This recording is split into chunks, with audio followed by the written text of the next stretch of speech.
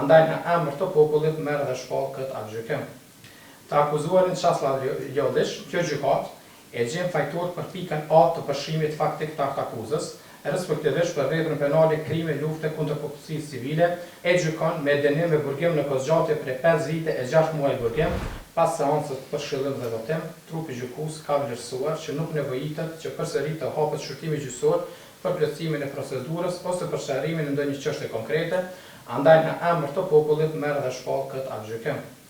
Të akuzuarin Çaslav Jollish, kjo gjykatë e gjen fajtor për pikën A të përshkrimit faktik të akuzës, respektivisht për veprën penale krime lufte kundër popullsisë civile nga neni 142 lidhur me nenin 22 sipas ligjit që ka qenë në fuqi në kohën e kryerjes së veprës penale, andaj të njëjtin e gjykon për veprën penale krim lufte kundër popullsisë civile dhe të njëjtin për këto veprime e gjykon me dënim me burgim në kozgjatje prej 5 vite e 6 muaj burgim, ku koha e kaluar në masën e paraburgimit i llogaritet në dënimin e shqiptuar.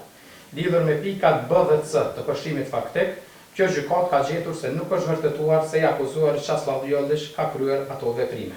Gjykata, me akvendim të posaçëm të akuzuarit Çaslav Jollish, i vazhdon masën e paraburgimit derisa aktgjykimi të marrë formën e prerë, por jo më shumë se koha e dënimit shqiptuar në aktgjykim. Kundër këtij aktgjykimi është e lejuar ankesa në afat për 30 ditësh nga dita e marrjes së të njëjtit gjykatës apelit të Kosovës në Prishtinë përmes kësaj gjykate. Ky është vendimi i gjykatës.